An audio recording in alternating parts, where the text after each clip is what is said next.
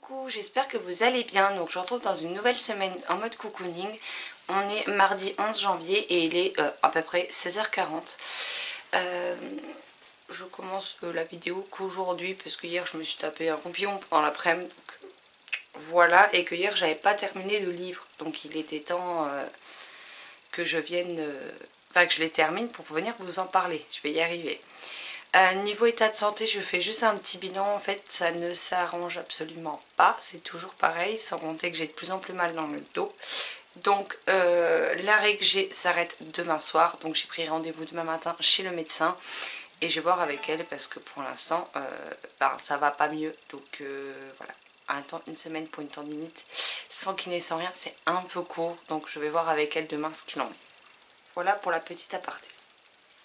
Et maintenant je vais vous faire mon avis sur 4 livres. J'en avais 3 en cours, donc les 3 sont terminés entre hier soir et ben non, en fait je les ai tous terminés hier soir. Avant et après le repas. Donc voilà. Et j'en ai lu un autre tout à l'heure dont je vais vous parler et je vous montrerai également ma prochaine lecture. Donc j'ai tout d'abord lu sur ma liseuse, donc je vous glisse la couverture ici. Donc j'ai lu le tome 10 de l'épouvanteur de Joseph Delaney, intitulé Le sang de l'épouvanteur, en lecture commune avec Tania, et c'est publié chez Bayard. Alors c'est une saga qu'on a découvert très tardivement avec Tania, puisqu'on a commencé à la lire l'an dernier, au moment où le premier tome d'un nouveau cycle sortait, alors qu'il y a déjà 16 tomes parus dans la saga principale de l'épouvanteur. Et encore, quand je dis 16, c'est le découpage français. Parce qu'en VO, vous avez 13 tomes, puis 3, qui est une trilogie d'un nouveau cycle, et là, la nouvelle avec Frère Wolf. En France, ils ont mis 16 tomes d'un coup, donc on va lire les 16, on comptera la saga terminée.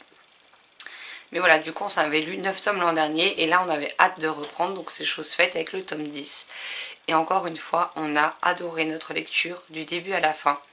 Là on retrouve nos personnages avec le danger qui est de plus en plus présent, de plus en plus menaçant, avec des échéances à court terme.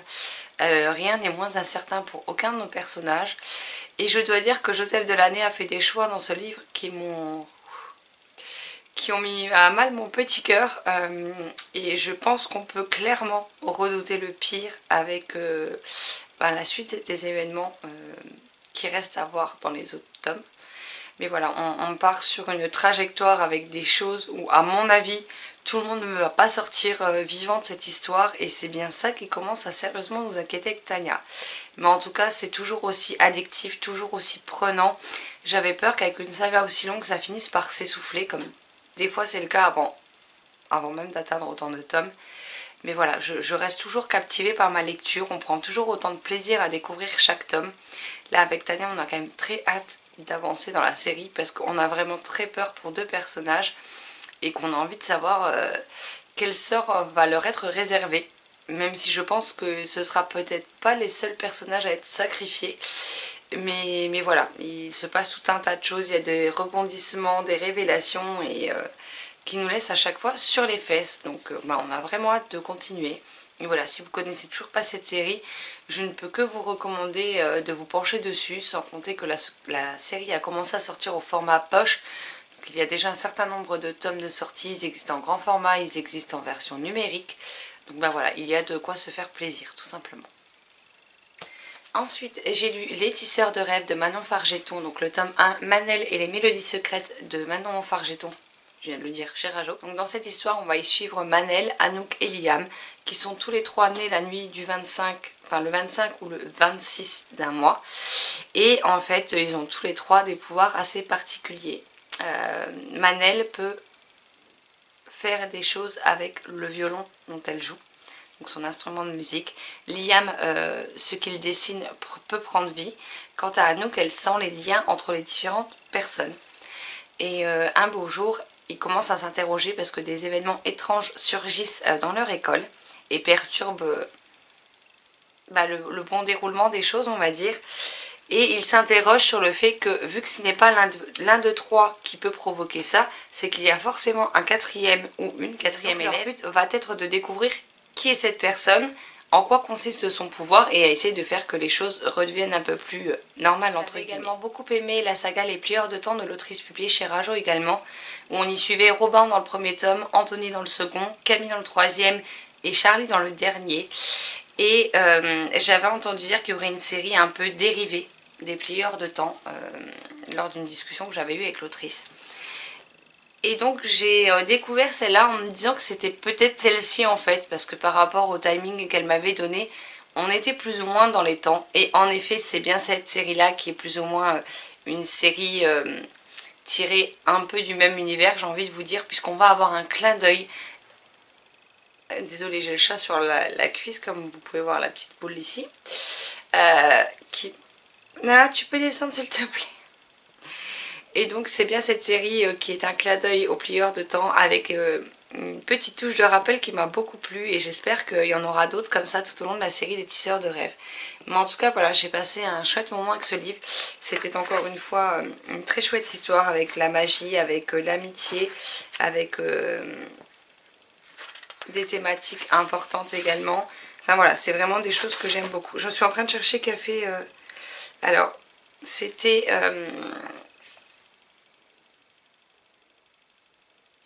Alors ce n'est pas le même illustrateur, puisque c'était une illustratrice pour... je ne trouve plus son nom. Pour les plieurs de temps. Une illustratrice dont j'aime beaucoup les dessins en plus, mais j'arriverai plus à vous retrouver le nom, donc je vais vous le mettre quelque part ici. Et là c'est illustré par Antonin Faure, donc je vais vous montrer quelques illustrations.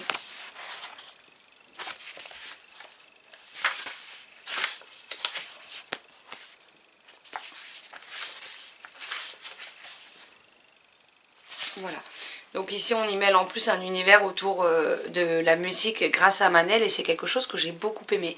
Donc voilà, si vous cherchez une autre chouette saga jeunesse de l'autrice, bah, je peux que vous le recommander. Le tome 2 sort demain.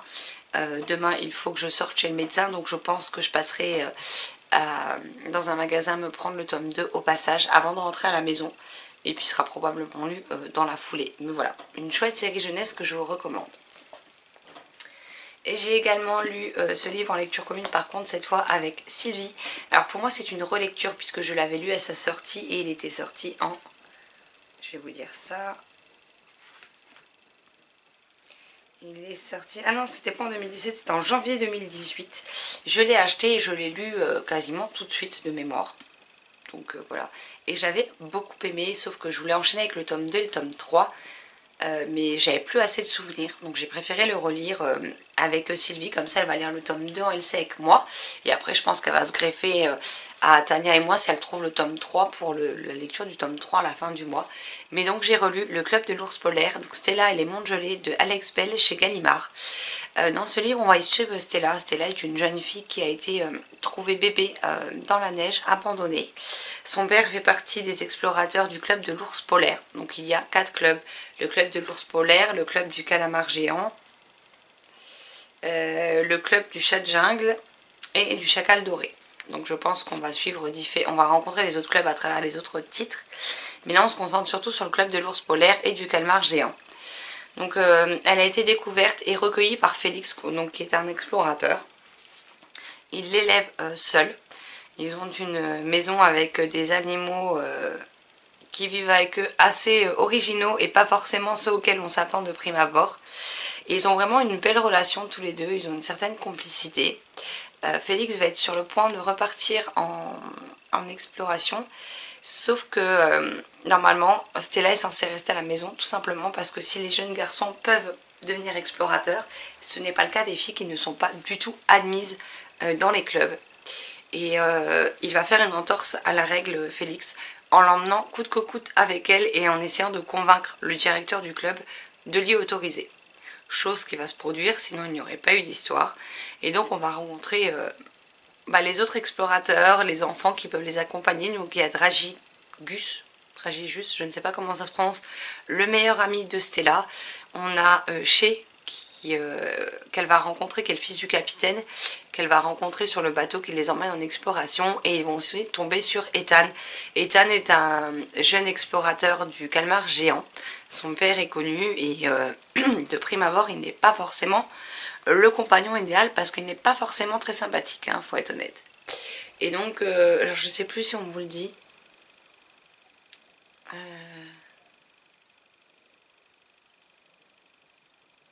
Alors on vous dit, une catastrophe vient bouleverser l'expédition. Voilà, donc je vais rester assez vague. Et ça va remettre tout en cause, ça va causer beaucoup de difficultés à tous les personnages, qu'ils soient adultes ou enfants. Et on va les suivre à travers ce périple dans les mondes gelés. Donc le but de cette exploration-là serait de réussir à trouver le point le plus froid des mondes gelés, chose qui n'a encore pas été réalisée, pour ensuite planter l'étendard du club et prendre une photo devant ce qu'ils ont trouvé. Néanmoins, ils peuvent faire tout un tas d'autres découvertes en chemin. Et le but, c'est vraiment d'explorer, d'enrichir les cartes qu'ils ont de chacun des mondes, mais aussi d'essayer de ramener des choses qu'ils ont découvertes pour le prestige des clubs différents. Voilà. Donc je dois dire que c'est vraiment un univers qui mêle pas mal de types de créatures, qui mêle pas mal de personnes, de personnalités différentes. Il y a des sujets un petit peu plus durs quand même qui sont amenés dans le récit au travers de chacun des personnages et de leur passif. Mais je dois dire que c'est une série que j'ai beaucoup appréciée. Enfin une série, le premier tome en tout cas que j'ai lu 2 fois. Et j'ai vraiment hâte de poursuivre. Donc on va commencer sans doute fin de semaine, début de semaine prochaine, le tome 2 avec Sylvie. Et je peux vous dire qu'une chose, c'est que j'ai vraiment hâte, parce que j'ai vraiment hâte de voir comment nos personnages vont évoluer, de voir si nos personnages vont de nouveau être amenés à collaborer ensemble, comment les choses vont évoluer, que va devenir la vie de Stella maintenant qu'elle a découvert des choses sur le pourquoi du comment elle a été découverte bébé dans la neige par Félix, sur le fait que Félix se bat corps et âme pour proclamer à tout le monde qu'il est bien le père de Stella, parce que les gens ne le considèrent pas comme tel, sous prétexte qu'elle a des yeux et d'une couleur de cheveux différente. Et voilà, mais pour eux, Stella, c'est pas la fille de Félix, alors que pour l'un comme pour l'autre, ils sont père et fille et point barre. C'est pas parce qu'il n'est pas son père biologique qu'il n'est pas son père. Et j'ai envie de voir comment tout ça va évoluer au fur et à mesure des tomes, surtout qu'un tome 5 vient de sortir en VO. Donc j'espère juste que Gallimard sortira bientôt le tome 4 en papier, parce que ceux-là vont être très vite lus et j'aimerais bien voir ce qu'il en est. Il faudra que je cherche dans quel point lecture je vous parlais du premier tome. Je vous le laisserai en barre d'infos avec le lien de la vidéo au cas où vous voulez voir mon autre avis. Voilà, là je refais un bref topo parce que je l'ai relu, mais si vous voulez découvrir mon premier avis dessus, je vous laisserai le lien, comme ça vous pourrez cliquer et aller voir. Et là, je viens à l'instant de terminer La Princesse Légère de George MacDonald. Donc c'est chez Kael Éditions. C'est une version enrichie et illustrée d'un petit conte, voilà. Donc ici, on y suit... alors, le schéma au début est très classique, puisqu'on y suit tout simplement un roi et une reine qui n'ont pas d'enfant pendant très longtemps. La reine finit par tomber enceinte et donner vie à cette petite princesse. Je vous montre quelques illustrations qu'il y a tout au long du livre. Celle-ci, je la trouve super jolie. On a beaucoup d'illustrations couleurs aussi, donc c'est ça qui est vraiment chouette. Alors, la bonne bouille du petit bébé. Et lors du baptême, le roi a oublié d'inviter une personne qui est notamment sa sœur, mais qui est aussi sorcière. Donc sur le coup, il ne va pas s'en souvenir qu'il a oublié d'envoyer le carton d'invitation. Elle va se joindre à tout le monde et lui va être content, il va profiter de la journée. Et sans qu'il ne s'en rende compte, elle va prononcer une malédiction à cette petite fille pour punir son frère. Et elle va déclarer que en fait, il n'y aura plus de question de gravité pour notre héroïne.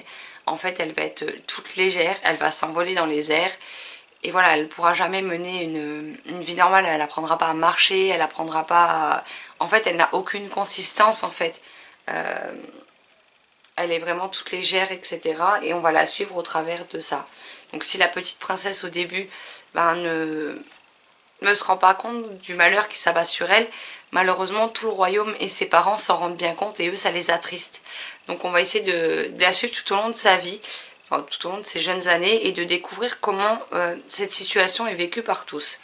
Alors au début, j'avais un peu peur en me disant que ouais, mais bon, c'était un schéma qu'on avait déjà vu pour un conte, et j'avais peur qu'on tombe dans quelque chose de entièrement déjà vu. Néanmoins, je trouve que c'était plutôt très sympa dans la manière de... finalement de dérouler l'histoire, dans la manière de... en fait la morale qu'il peut y avoir dedans, la manière dont les choses se déroulent. Et c'est là qu'en fait si le début est semblable à d'autres contes, notamment je pense à La Belle au bois dormant avec la princesse Aurore, on s'en éloigne quand même assez vite pour entrer dans une autre thématique et c'est ce que j'ai beaucoup aimé. Et derrière on vous dit auteur écossais, méconnu de nos jours, George MacDonald jouissait d'une grande renommée à son époque. Il a servi de mentor à Lewis Carroll, l'écrivain de Alice au Pays des Merveilles, et a été pris pour modèle par C.S. Lewis qui a écrit Narnia et J.R.R. Tolkien qui a écrit Bilbo le Hobbit et le Seigneur des Anneaux entre autres. Donc c'est vrai que c'est un auteur dont je n'avais jamais entendu parler. Néanmoins, il a inspiré de très grands noms, donc je trouve ça chouette d'avoir découvert ce petit livre qui est juste magnifique et que je vais garder de côté parce que ce soit les illustrations, enfin le tout, c'était vraiment une très très chouette découverte. Donc si vous voulez un petit conte sympathique où certes le début ressemble un petit peu à quelque chose qu'on connaît mais où on s'en éloigne assez vite, bah, je vous le recommande chaudement. Donc voilà pour mes lectures passées et ma lecture à venir. Bien entendu, je vais poser tous les autres dessus. Je vais donc lire Cœur de loup de Catherine Rundle, toujours chez Gallimard Jeunesse. J'ai demandé aux copines de me choisir chacune de titres, donc à Marilyn, Solène, Nat, Tania et Sylvie. Et la chérie m'a choisi donc 10 titres qu'il faudrait que je lise au cours de l'année. Si je les termine avant, elles repiocheront, sinon ben voilà, je lis celle-là. Et Sylvie m'a donné ses premiers choix, donc il était dedans. Tania m'a donné ses choix, il était dedans. Donc du coup, Sylvie l'a laissé à Tania, Sylvie m'a redonné un autre titre. Et au moment de choisir, la chérie m'a redonné ce titre. Donc je me dis 3 personnes sur 6, il était clairement temps apparemment que je le sorte de ma pile à lire. Donc je vais le découvrir. Donc ici on y suit Féodora qui a grandi parmi les loups. Bientôt elle deviendra maître loup comme sa mère. Mais ce destin extraordinaire est anéanti quand surgit l'armée du tsar, dévastant tout sur son passage. Et elle va traverser les forêts enneigées de Sibérie. Donc je pense que ça peut être dépaysant et parfait pour la saison. Alors je vais vous montrer parce qu'il y a des illustrations. Alors après c'est pas écrit super gros pour une fois pour du Gallimard. Mais il y a des illustrations, ça reste quand même, on va dire, relativement aéré. Donc j'espère que ça se lira vite et bien et que je vais apprécier. Là on a des pattes de loup en bas de page.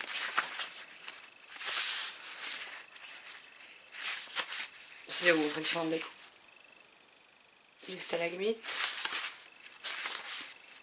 Enfin des stalactites, enfin bref, vous avez compris. Et on a pas mal d'illustrations tout au long du récit, vous voyez. Tout n'est pas blanc, à chaque fois c'est des illustrations. Donc bah, j'ai hâte de le découvrir, surtout que pareil, il est dans ma pile à lire depuis sa sortie. Ouais, pour le coup il est plus vieux que l'autre puisqu'il est de septembre 2016. Donc il est temps que je le découvre et il fait 330 pages. Donc ça va être ma prochaine lecture et j'espère que j'apprécierai. Mais en tout cas, j'aime énormément cette couverture. Donc j'ai hâte de me plonger dedans. Donc voilà pour tout ce qui est le bilan lecture. Moi je vais aller me manger un petit gâteau, boire un coup et puis ben, je me replongerai dans ma lecture tout à l'heure. Sinon j'ai aussi commandé des DVD tout à l'heure en ligne parce que forcément c'est des DVD qui sont... comment dire, c'est des dessins animés que je regardais quand j'étais petite. Donc vous vous doutez bien quand même que c'est très vieux. Donc du coup ben, je les ai commandés sur Amazon.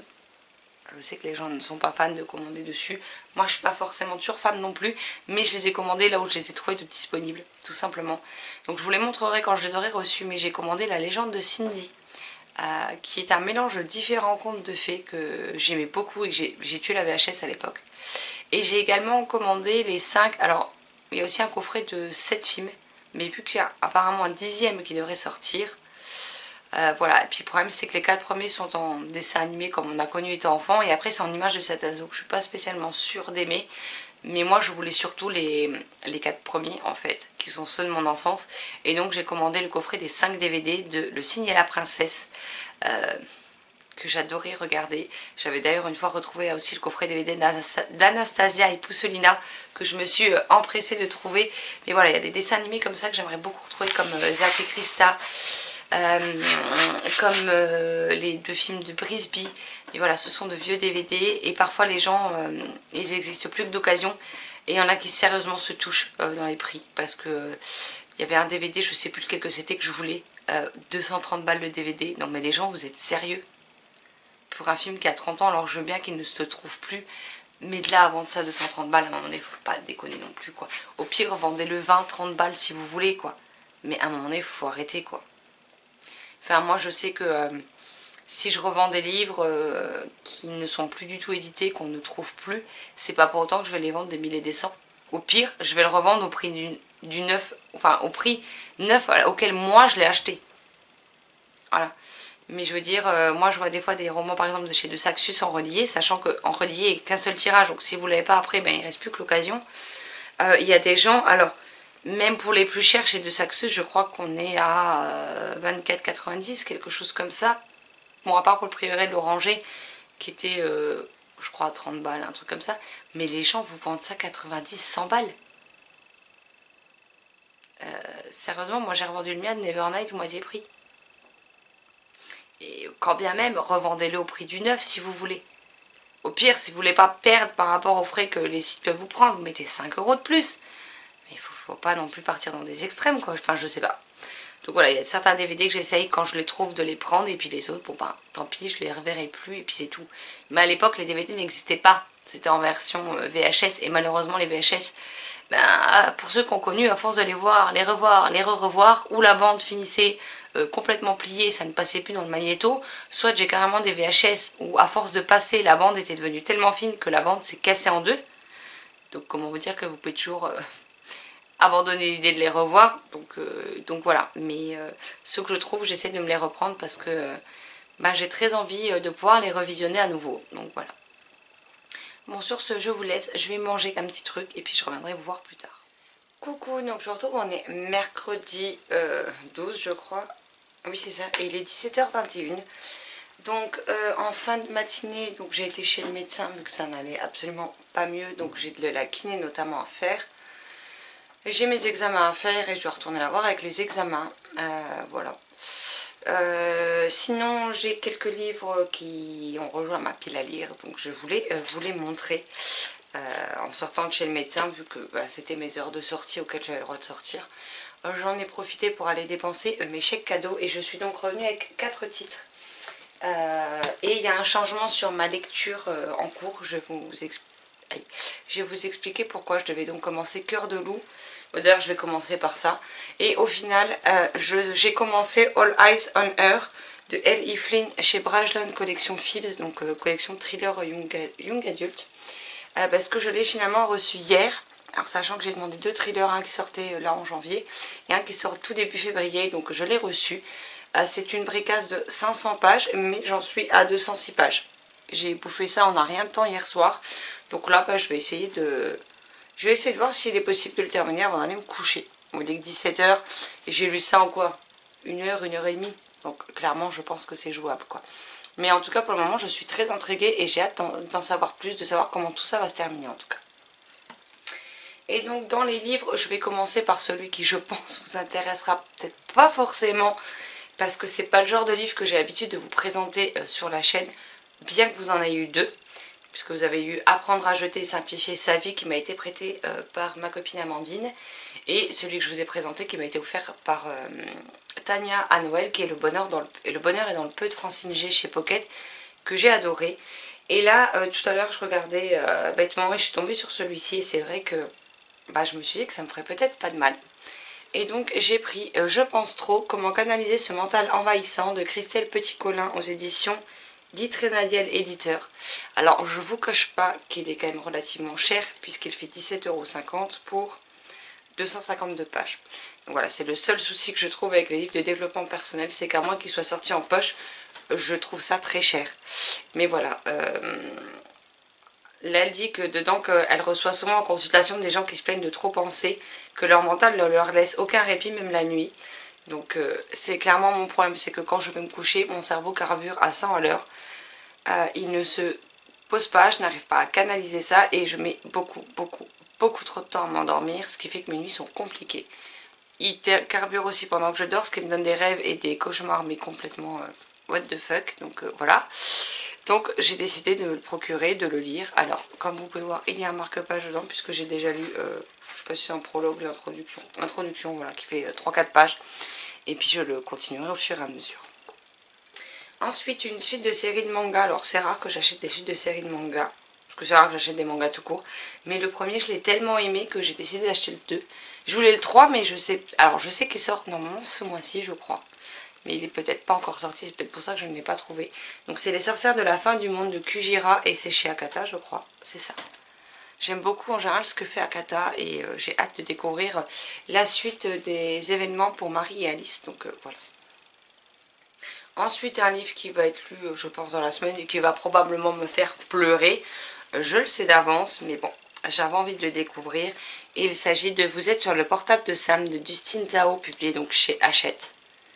En plus pour une fois, des fois chez Hachette c'est ça que je comprends, vous avez une police d'écriture énorme et des fois vous avez une police d'écriture comme pour le titre Georges et moi où c'est écrit minuscule dedans. Donc là j'ai pris celui-ci, c'est écrit énorme, il n'est pas bien gros, il fait... Une fois que j'aurai fini de passer toutes les pages blanches. Alors si on enlève les remerciements, il fait 340 pages. Donc je me dis qu'il devrait être très vite lu. Et le dernier, et tant pis, j'accuse les copines sans aucun problème, c'est de la faute de Marilyn, qui en a fait un super avis sur Instagram et qui a dit qu'elle pense que ça pouvait me plaire. Ben, j'ai donc pris Leur sang coule dans mes veines, Leur sang coule dans tes veines, pardon, de Rachel Burge chez Casterman. Donc ici on nous dit un savoureux mélange entre mythologie nordique et fantaisie teintée d'horreur qui crée une atmosphère digne d'un Stephen King.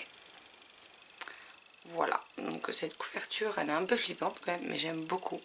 Et j'ai très envie de le découvrir. Pareil, il est pas très gros celui-là. Il fait... Parce que attendez, là il y a un extrait.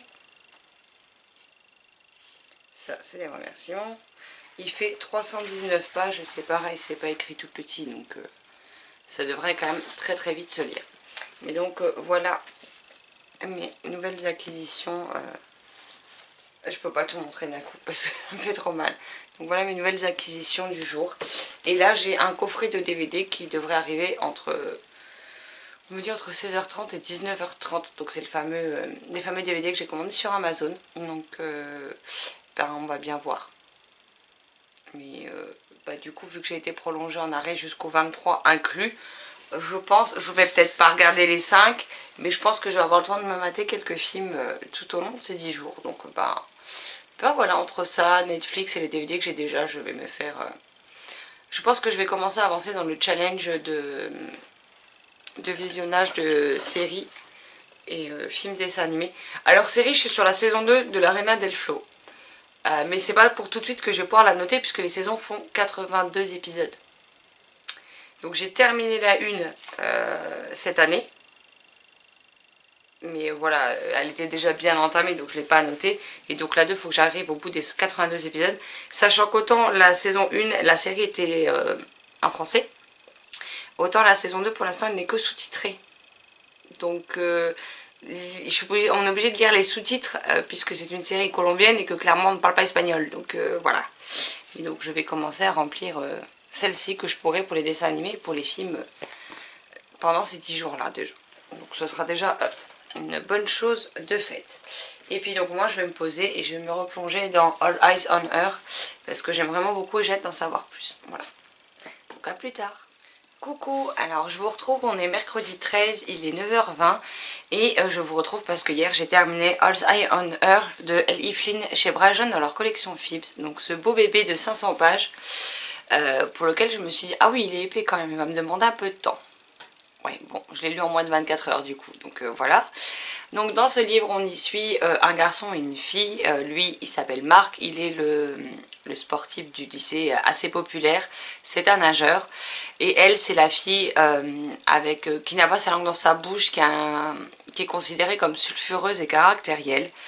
Ils forment un couple où ils se disputent pas mal, ils se réconcilient pas mal. Et à la fin de l'été, ils décident d'aller faire une randonnée dans un sentier... de randonnée assez connu pour être assez dangereux et ils vont monter jusqu'au sommet qui s'appelle la rupture puisqu'il y a un rocher il y a quelques années de ça qui s'est détaché du bloc et qui est tombé plusieurs mètres plus bas. Sauf que voilà, leur randonnée en amoureux se termine en drame puisque elle arrive tant bien que mal Tabby à ressortir de la forêt dans laquelle elle s'est perdue, seulement Marc est mort. Et donc on va suivre au final l'enquête parce que tout ce qui porté à penser que c'était un accident s'avérera peut-être être un meurtre. Et donc on va suivre nos personnages à travers cette enquête tout simplement. Et on va être comme les inspecteurs à être en quête dessus. On va être de découvrir si c'est bel et bien juste un malheureux accident ou s'il y a bel et bien quelqu'un qui a prémédité le meurtre de Marc derrière tout ça.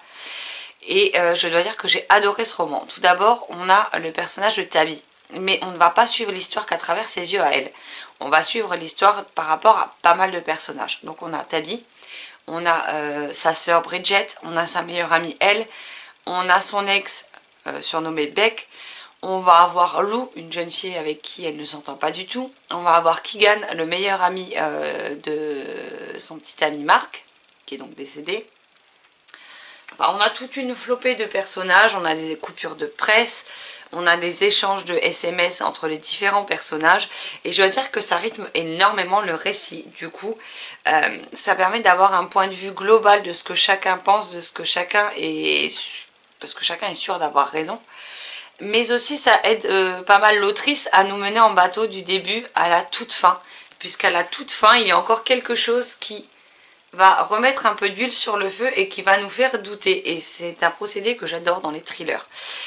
Moi, si je lis un thriller, ce n'est pas pour découvrir qui a fait quoi ou pourquoi au bout de 100 pages. Sinon, clairement, ça ne m'intéresse pas. Donc là, je dois dire que l'autrice a réussi avec brio parce qu'elle m'a vraiment... j'étais un petit pantin entre ses mains et en littérature, j'aime ça.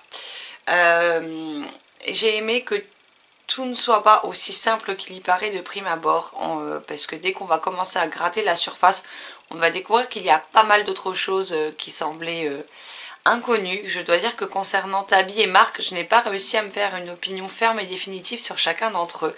Chacun avait sa part d'ombre, chacun avait sa part de secrets, de choses pour lesquelles il ne peut pas trop être fier, faut être honnête.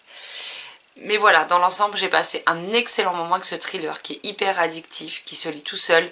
L'autrice, elle a une plume vraiment fluide, elle a une façon de raconter son histoire qui nous pousse à tourner les pages les unes derrière les autres.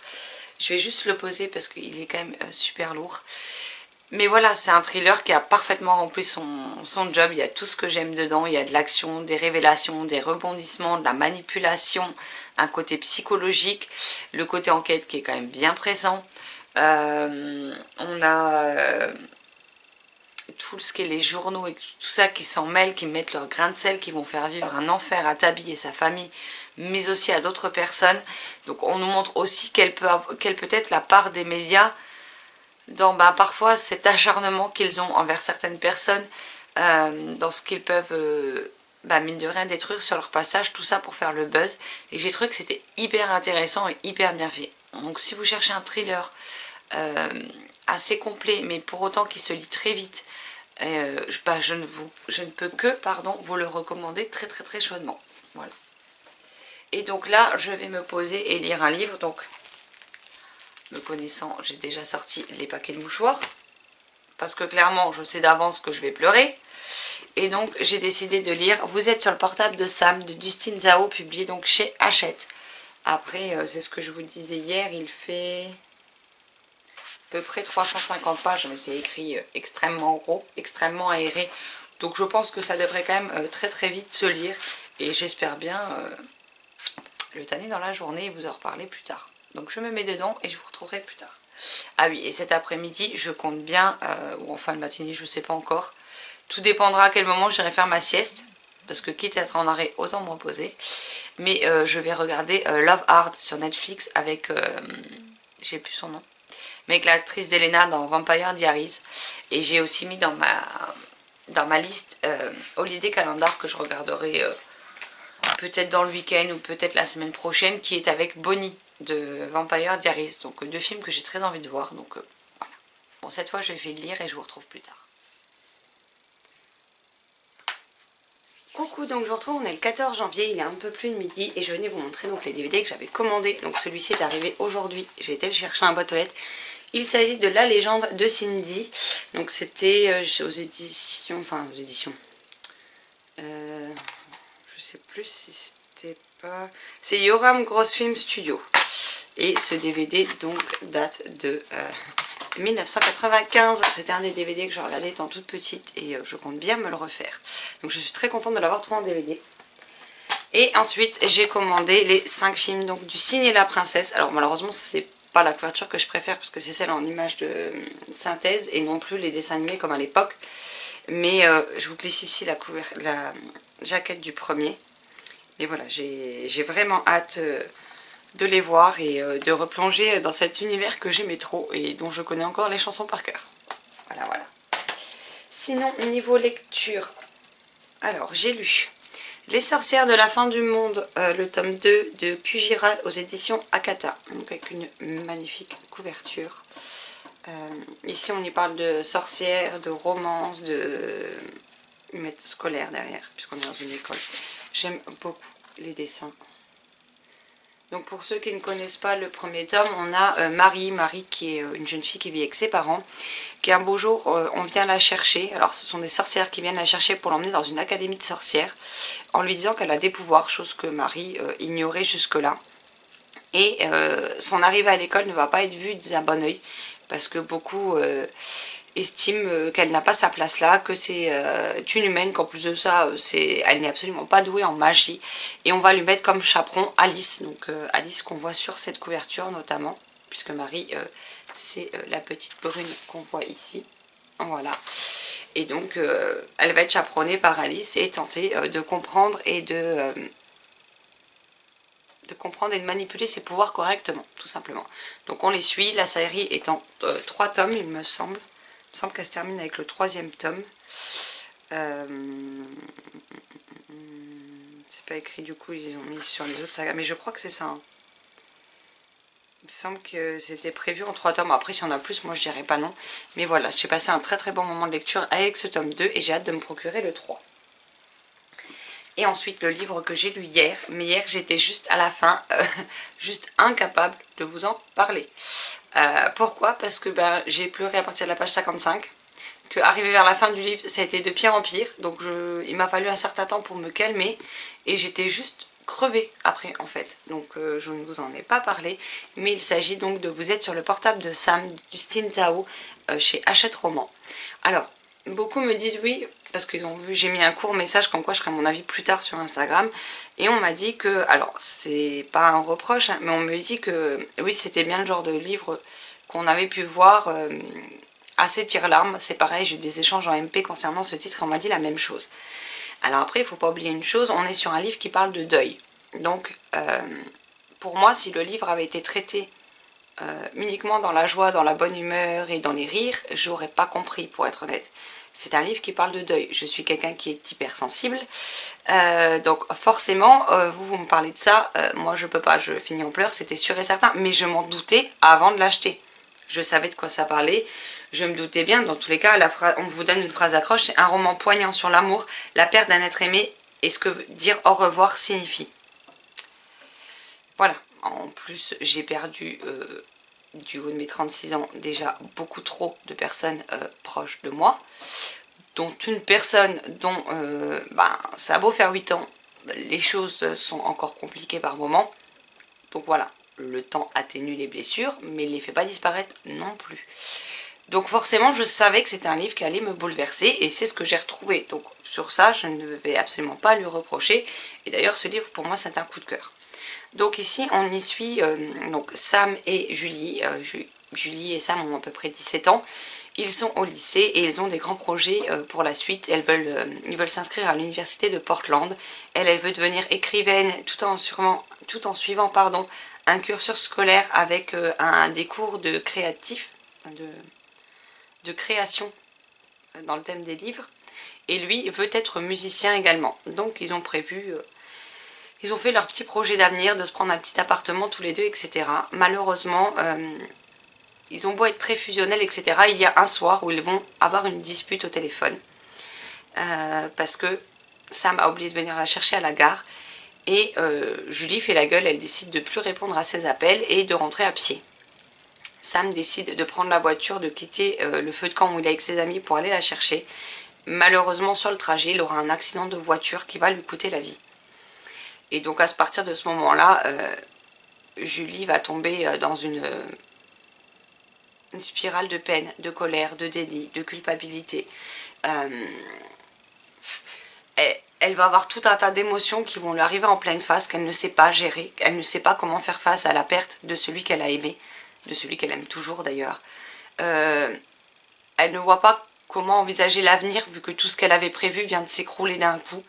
L'absence de Sam lui pèse énormément, elle n'a pas trouvé le courage d'aller au veillées ou d'aller à l'enterrement de ce dernier. Et malheureusement, tout le monde ne va pas comprendre sa manière à elle de faire son deuil. Un jour, elle est désespérée, elle veut absolument entendre le son de sa voix et elle se dit qu'elle va appeler sur le portable de Sam pour tomber sur le répondeur et le message enregistré qu'il a laissé pour pouvoir entendre sa voix une dernière fois en gros. Et ce qui va se passer, c'est que Sam va décrocher.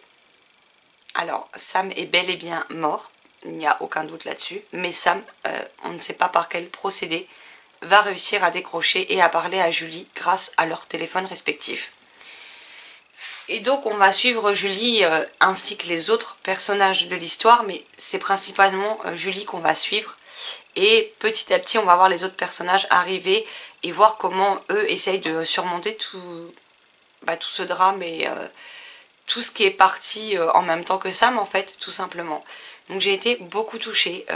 Julie a une façon bien à elle et d'ailleurs chaque personnage aura sa propre façon de gérer le deuil. Je pense que dans la vie de tous les jours, si vous avez perdu quelqu'un de proche, de très cher à votre cœur, vous avez bien dû vous rendre compte que on n'a pas tous la même manière de gérer notre deuil, de faire face à ce qui se passe. Chacun va trouver la manière qui lui correspond à lui et ce sont des manières qui ne seront pas toujours comprises par votre entourage, qui ne seront pas toujours acceptées. Beaucoup de fois, elles seront jugées, critiquées. Mais j'estime que le deuil, c'est quelque chose de personnel et que personne n'a à vous dire quoi faire, comment réagir, ou tout simplement juger, critiquer, conseiller en boucle. Chacun doit faire le deuil à sa manière et trouver la manière qui lui permettra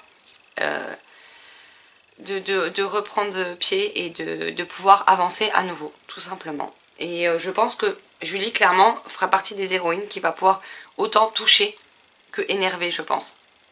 Et au vu des plusieurs, parce que j'ai vu quand même pas mal de retours tomber, y a certaines personnes qui n'ont pas compris le personnage de Julie, parce qu'elle va se recentrer sur elle-même, elle va être ne plus voir personne, et malheureusement, voilà, comme dans la vie de tous les jours, il y en a qui ne comprennent pas ce procédé quand d'autres auront besoin d'être entourés. Voilà, après, chacun est libre de penser ce qu'il veut et de faire comme il veut. Mais voilà, moi j'ai été particulièrement touchée, particulièrement bouleversée par cette histoire. J'ai beaucoup aimé la façon dont l'auteur ramène Sam au travers de ses appels téléphoniques.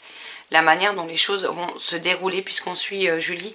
On ne la suit pas uniquement dans les jours, les semaines qui suivent le décès de Sam. On va la suivre sur une période assez longue qui va aller, puisque c'est arrivé, je ne sais plus si c'était pendant l'été ou je ne sais plus, mais en gros on va la suivre sur toute l'année scolaire en fait, jusqu'au moment de la remise des diplômes. Donc on va la suivre vraiment sur une longue période et on voit que c'est un cheminement qui ne se fait pas en un claquement de doigts, que c'est un cheminement qui est long, qui est douloureux, qui est compliqué et on va vraiment voir toutes ces phases. Par moments, elle va être capable de sourire, puis de retomber limite dans la dépression derrière. Et je trouve que c'est une thématique qui est très casse-gueule à aborder, pour le coup, parce que c'est très difficile. Ça m'est arrivé de voir ça dans 2-3 romans, peut-être un tout petit peu plus, mais en fait, il n'y avait qu'un seul roman qui m'avait touchée. Mais je trouve que celui-ci, c'est celui qui est le plus révélateur au niveau de la justesse des sentiments, de la justesse des émotions par lesquelles on passe, la crédibilité des personnages, leurs différences, leurs différentes façons d'agir, de se protéger, d'envisager les choses, d'envisager l'avenir. Et je sais pas, je trouve que Justine Tao a très bien réussi son récit, a très bien réussi son histoire, et pour moi c'est un énorme coup de cœur ce livre. Donc voilà, si vous n'avez pas peur de la thématique abordée, franchement je ne peux que vous le recommander parce que moi je vais le garder précieusement. J'avoue qu'au début je m'étais dit je sais pas, et puis je l'ai vu en librairie, j'ai relu le résumé et je me suis dit s'il faut que je le découvre, et je ne le regrette absolument pas. Et ce que j'aime bien, c'est que la couverture elle est toute douce, et puis cette couverture ne gâche rien, elle est vraiment splendide quoi. Donc voilà, un très chouette roman poignant, bouleversant, émouvant sur la perte d'un être cher. Et voilà, un livre que je vous recommande grandement. Donc voilà pour mes petites lectures. Ça va parce que celui-ci, mine de rien, est très léger comme livre. Et j'ai aussi ma coudière. Donc voilà, pour éviter de faire des mouvements brusques qui me feront mal. Et cet après-midi, je vais sans doute me regarder Holiday Calendar sur Netflix pour valider une catégorie de mon challenge de l'hiver. Et aussi parce que j'ai très envie de le voir.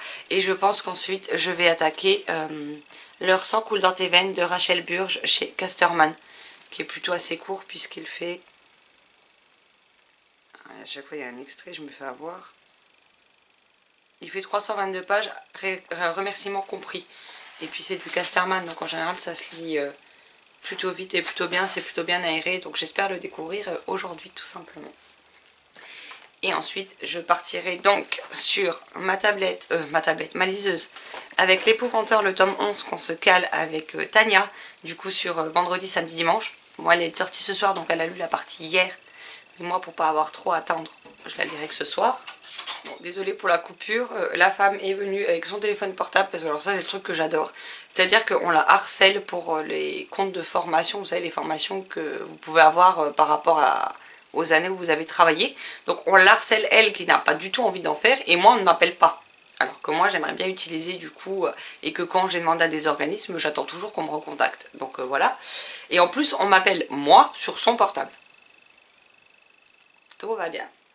Donc là, vu qu'elle est en télétravail et que c'était un appel pour moi, elle m'a ramené son portable. Donc j'ai été coupée entre temps.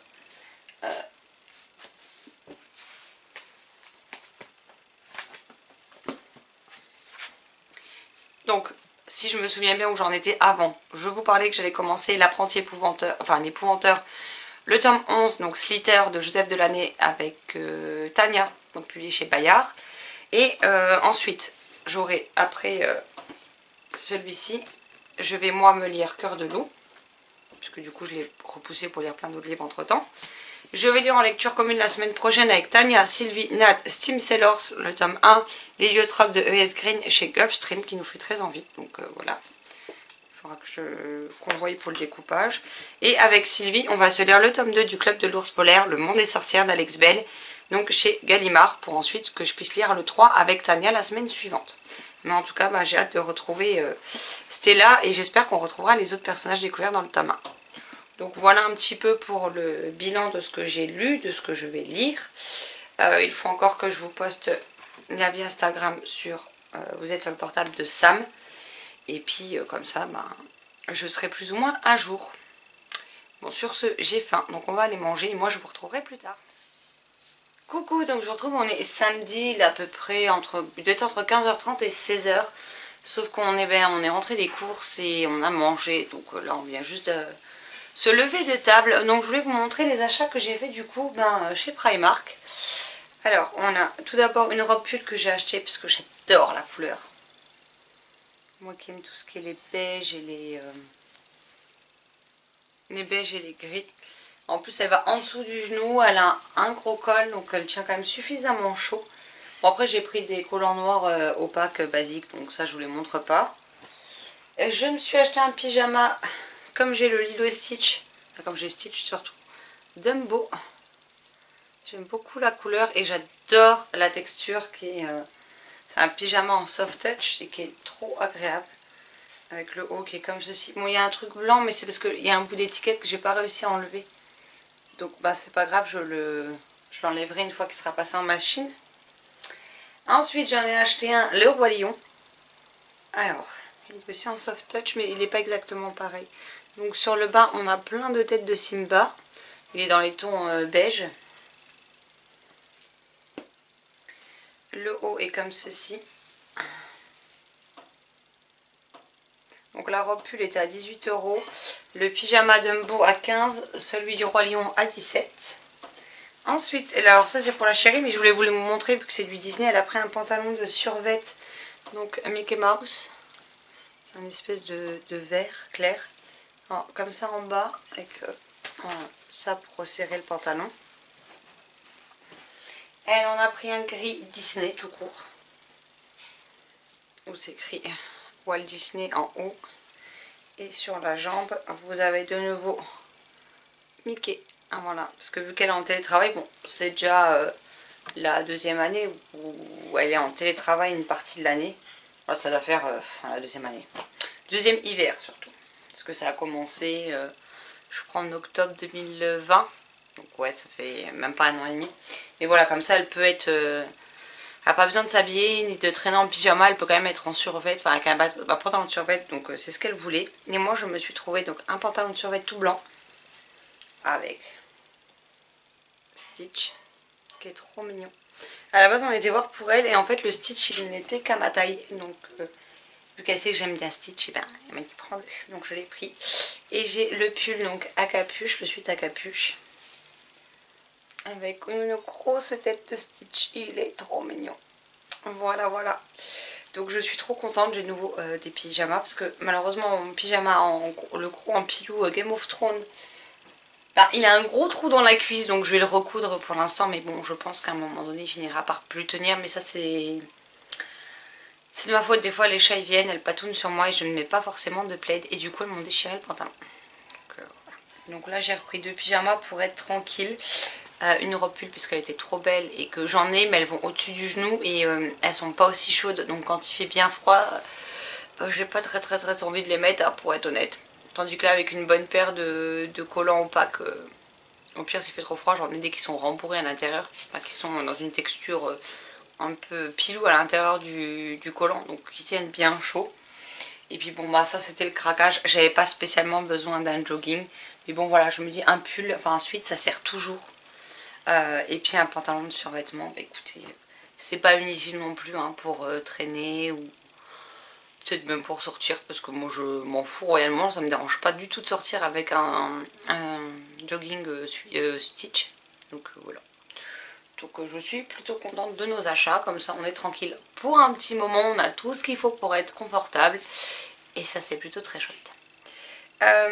Hier, je reviens tout à l'heure parce que là je vais aller me remettre en pyjama pour aller faire tourner la machine normale et après j'aurai toutes les nouvelles fringues à laver, donc voilà. Mais donc hier j'ai lu Leur sang coule dans tes veines de Rachel Burge chez Casterman, donc je n'avais pas vu parce que c'est pas écrit. Il y a à l'intérieur du bouquin, ni sur la quatrième, mais ici il y a un 1. Et je n'avais pas vu. Et j'arrive à la fin, je lis les remerciements. Et d'un coup, je tombe sur, si vous avez aimé... ah non, c'est pas cette page-là, c'est celle d'avant. Retrouvez Martha et Stig dans la suite de Leur sang coule dans tes veines à l'automne 2022. Donc en soi, il y a une vraie fin. Il y a un élément qui reste ouvert, du coup, sans doute pour enchaîner avec la suite. Mais voilà, apparemment ce serait une duologie. Mais j'aime vraiment, j'ai beaucoup aimé le livre. Et j'adore cette couverture. Elle est juste canon. Donc je reviendrai vous en parler tout à l'heure. Mais voilà, c'était encore une fois une chouette lecture. Et je suis contente parce que j'enchaîne une très chouette lecture en ce moment. Donc là tout à l'heure je commence, parce que du coup je laboure, la partie 1 de l'épouvanteur, le tome 11 avec Tania. Donc c'est le tome 11, il s'appelle Slither, de Joseph Delaney chez Bayard. Et en lecture perso, je vais donc commencer Cœur de loup de Catherine Rundle chez Gallimard Jeunesse. Voilà, il fait, je sais pas combien de pages, 330. Après par contre c'est écrit plus petit, bon ça reste quand même aéré mais c'est écrit plus petit. Donc à voir si celui-ci j'arrive à le lire dans la journée ou pas, sinon je le terminerai demain tout simplement. Et voilà pour mes prochaines lectures. Et puis moi je ferai mon avis écrit tout à l'heure dans mon carnet et comme ça je vous le posterai dans les prochains jours sur Insta et je vous ferai mon retour du coup en vidéo. Mais je vais d'abord m'occuper de ce qu'il faut que je fasse. Bon, autrement dit, c'est juste me déshabiller, me mettre en pyjama et faire les machines. Après, c'est la chérie qui va les pendre, du coup, vu que moi je peux pas trop bouger. Et puis, je vais sans doute me poser. Alors, je sais pas si encore si... Parce que là, je suis bien crevée.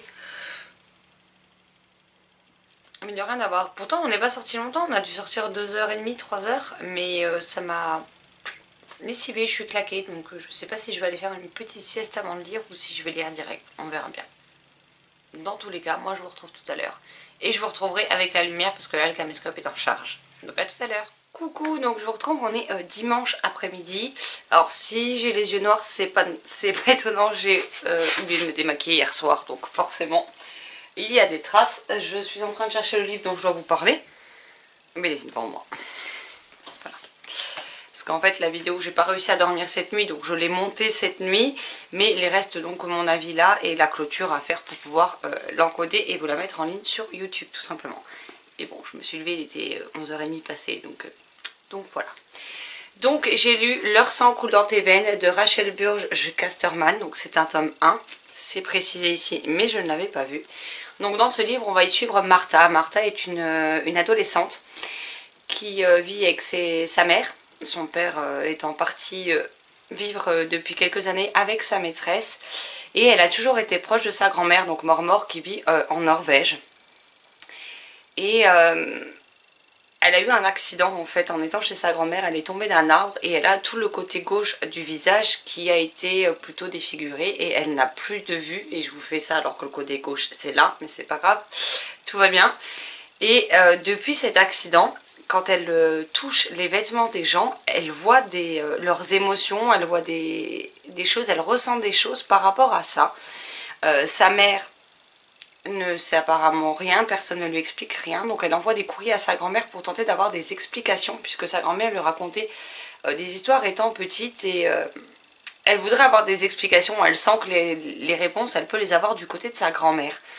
Donc elle lui envoie des courriers qui malheureusement restent sans réponse, donc elle décide un beau jour de faire croire à sa mère qu'elle va chez son père, vu qu'ils ne se sont pas adressés la parole depuis des années, mais en fait elle prend ses billets de train et tout ce qu'il faut pour se rendre en Norvège chez sa grand-mère. Alors je crois que de base elle est à Londres, elle. Mais elle va y rester que très peu de temps puisqu'elle part en direction de chez sa grand-mère. Malheureusement quand elle arrive, elle va découvrir que sa grand-mère n'est plus dans la maison. Que le chalet pourtant semble habité, il y a des choses qui ont été laissées comme ça et pourtant sa grand-mère a disparu. Et donc elle va mener sa petite enquête pour savoir qu'est-ce qui s'est passé, pour savoir d'où elle tient ce don. Et on va vraiment avoir une atmosphère assez sombre, assez angoissante, assez frissonnante. Il y a aussi une revisite des mythes nordiques que moi je ne connaissais pour le coup clairement pas. Donc du coup ça a piqué ma curiosité et je me pencherai bien sur la question parce que ça a l'air quand même assez intéressant. La seule chose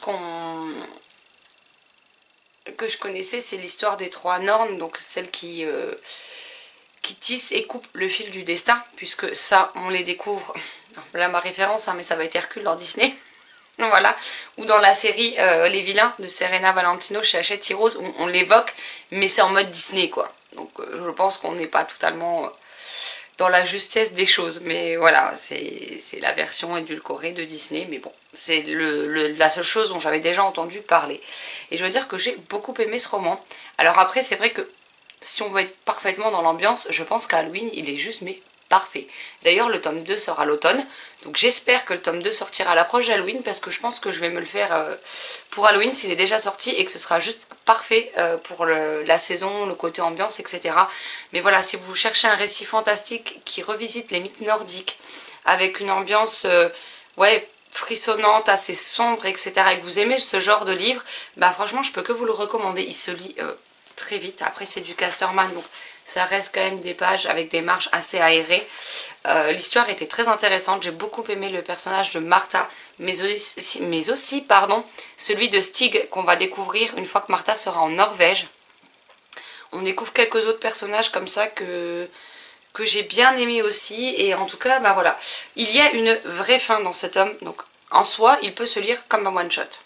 Il y a juste un élément qui reste ouvert, pardon, et je suppose que forcément la suite va se dérouler par rapport à ce petit élément qui reste ouvert. Néanmoins, le reste a une vraie fin, c'est vraiment clôturé. Voilà, on se laisse juste, l'autrice plutôt, c'est juste laisser quelque chose pour pouvoir enchaîner avec la suite, mais il peut très bien se suffire à lui-même. Moi qui n'aime pas les fins ouvertes, j'ai été satisfaite de ce premier tome. Mais voilà, je me suis attachée au personnage, je reste très curieuse, donc je lirai la suite avec grand plaisir. Donc voilà, et puis cette couverture, mon dieu, elle est juste canon. Je sais pas qui a fait la couverture. Illustration de couverture Yann Tisseron. Mais en tout cas, le travail est juste canon, et chaque élément a un rapport avec le récit, donc voilà, mais je ne peux que vous le recommander, et je suis très contente parce qu'en ce moment j'enchaîne les lectures plutôt chouettes, donc ça c'est vraiment une bonne chose.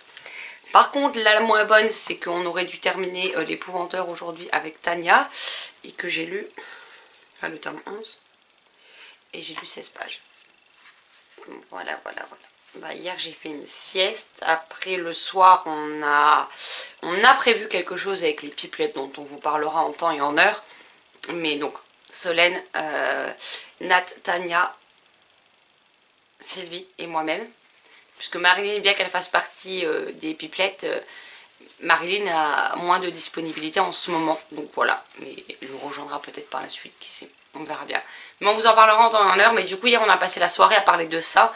Et du coup j'ai pas du tout avancé dans ma lecture. Donc cet après-midi le programme sera d'avancer dedans. Puisque demain je commence donc Steam Sailor avec les filles. Et normalement je commence avec Sylvie le tome 2 du Club de l'Ours Polaire. Donc il faudrait que j'ai terminé celui-ci aujourd'hui, au pire demain matin. Bon après c'est l'épouvanteur, ça se lit très vite. C'est juste que voilà, il y a des tomes des fois où on ne suit pas justement Tom et l'épouvanteur. Et ça va être clairement un tome où on ne les suit pas eux. Et c'est vrai que en général au début j'ai un peu plus de mal à me mettre dans l'histoire parce que on n'est pas avec nos personnages principaux tout simplement. Et que j'ai envie de savoir ce qui leur arrive à eux surtout. Donc c'est peut-être pour ça aussi. Mais voilà, donc là je vais aller clôturer le montage du mode cocooning pour pouvoir vous l'uploader. Donc je vais arrêter de parler. J'espère que cette nouvelle vidéo vous aura plu. Donc il y a quand même pas mal d'avis lecture. Je vous ai montré mes acquisitions livresques de la semaine. Donc comme d'hab en barre d'infos vous trouverez toutes les infos à partir de quel temps. Bon j'aurais peut-être dû dire ça au début de la vidéo, ça aurait été peut-être plus intelligent. Mais bon si vous me suivez depuis un petit moment vous savez qu'il y a les timings, timer je sais pas comment on dit, dans la barre d'infos. Donc voilà. J'espère que cette nouvelle vidéo vous aura plu. Moi je vous souhaite une bonne fin de week-end, une très très belle semaine et je vous souhaite plein de choses. Et je vous dis donc à dimanche prochain pour une nouvelle vidéo. Bye bye.